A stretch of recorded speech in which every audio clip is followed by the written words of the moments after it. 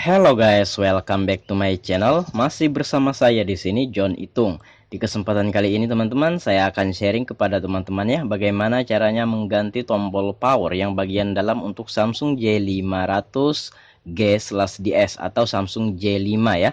Nah, ini kemarin udah pernah saya servis tombol power bagian luar karena karetnya tidak lagi bisa memencet ya. Nah, terus yang masalah muncul lagi yaitu tombol bagian dalamnya sendat-sendat. Kalau dipencet kadang mau kadang tidak.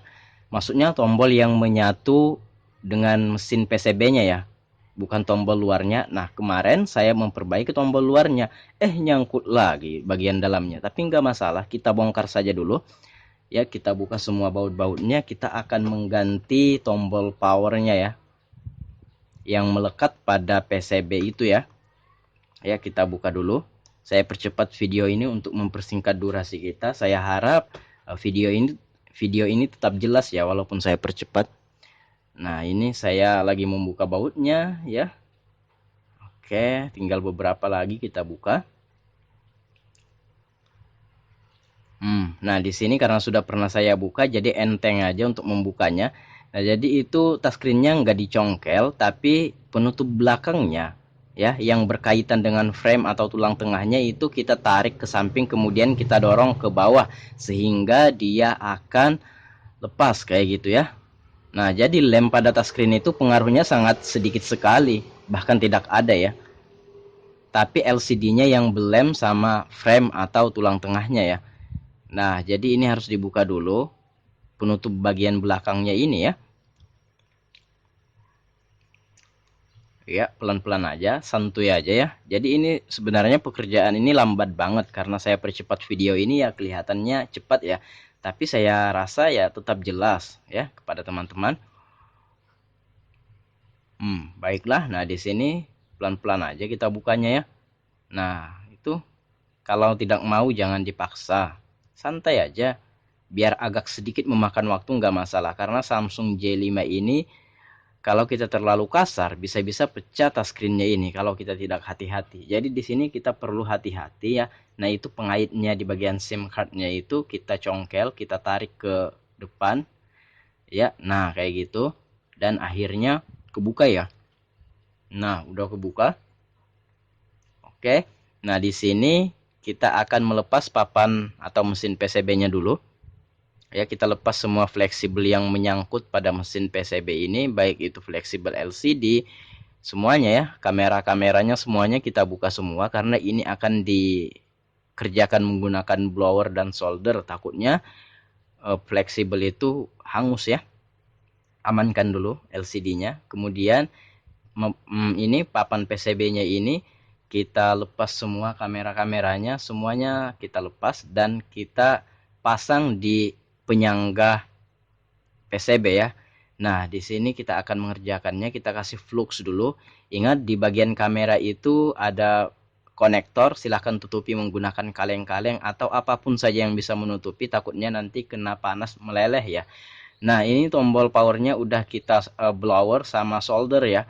Nah, kita mainkan blower, kita goyang-goyang dikit, bantu dengan solder dan ini langsung tercopot ya. Ya, kita lihat, perhatikan mulai goyah, mulai goyah, mulai goyah, mulai goyah dan akhirnya goyang-goyang tek. Nah, udah jatuh dan sesimpel itu ya. Tidak pakai ribet. Nah, ini adalah tombol powernya. Teman-teman bisa lihat, kita akan ganti menggunakan ini HP bangkaian dan tombol powernya ini masih bagus. Ini Samsung juga. Samsung, pokoknya Samsung tipe lama ya. Itu tombol powernya sama dan itu akan kita copot dan kita ambil. Ya, bahasanya dikanibalin lah kayak gitu kan. Di sana kasih flux. Nah, ini sangat enteng sekali dalam membuka. Jadi kita membukanya ini kita blowernya menggunakan atas ya, menggunakan atas, sorry. Kita blower atau kita panasi dengan di bagian atas ya, tidak di bagian bawah. Jadi dari bagian atas saja.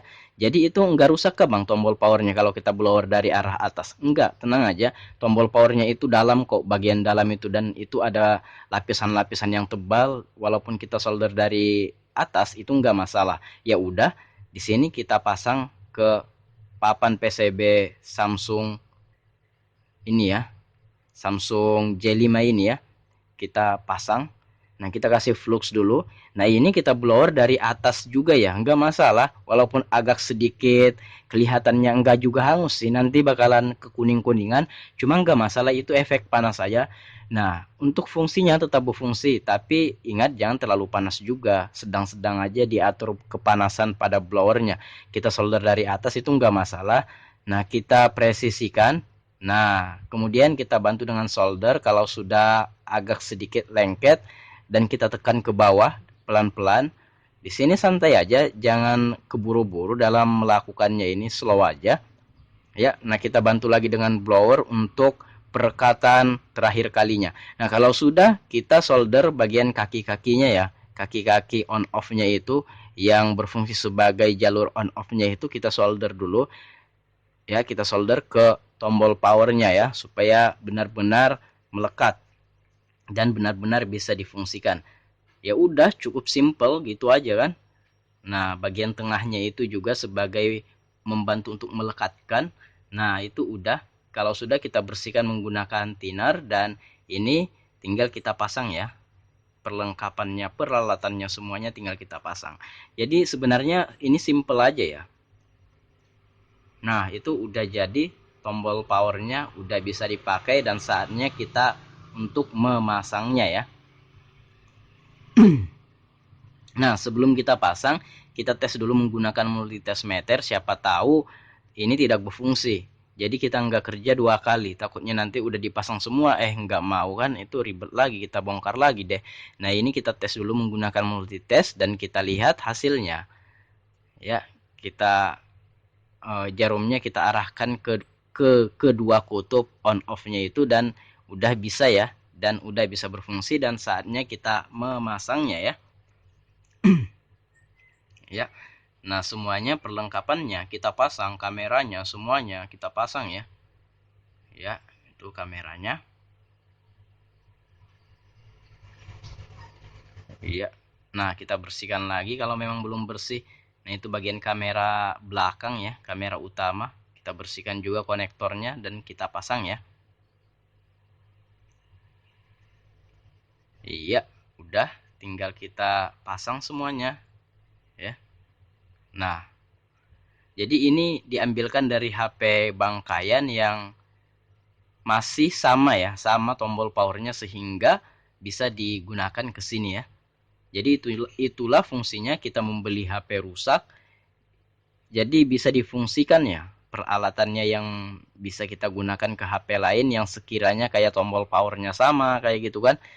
Nah, kita tes dulu sebelum kita bautin, dan alhasil udah bisa nyala, dan oke, kalau memang kayak gitu kan, kita akan pasang semuanya. Iya, nah kita bersihkan dulu.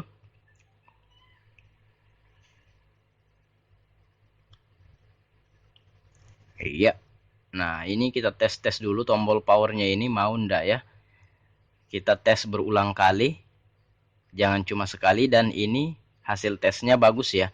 Udah dipencet beberapa kali dan mau berfungsi, tidak lengket-lengket lagi ya. Nah, yang awalnya tadi kadang mau kadang ndak, tapi banyakan maunya, cuma ribet juga sih kalau kadang-kadang kayak gitu kan. Nah, ini kita matikan dulu. Iya,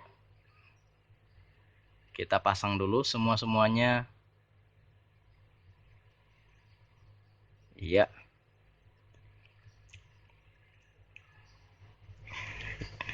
Ya, kalau memasangnya ini gampang, tinggal kita tekan, kita press-presskan, udah selesai, nggak seribet sebagaimana kita membukanya ya untuk tutup belakangnya ini. Nah, kemudian kita bautin, kita pasang semua baut-bautnya. Iya, kita pasang dulu semua. Nah, iya. Dan video kali ini berhasil ya. Jadi teman-teman, apabila teman-teman mengalami hal kayak gini, tinggal praktekin saja sesuai apa yang saya praktekin di video. Bisa diambilkan dari bangkai-bangkai HP, ataupun teman-teman bisa belikan di Superpad ya. Superpad harganya paling 5.000 doang ini ya. Di toko-toko online banyak biasanya, di Tokopedia. Nah, ya udah, ini udah selesai ya. Baiklah teman-teman, semoga video kali ini bermanfaat. Jika ada yang belum dipahami silahkan berkomentar ya. Nah, sampai jumpa di lain kesempatan. Saya John Itung. See you the next video my brother.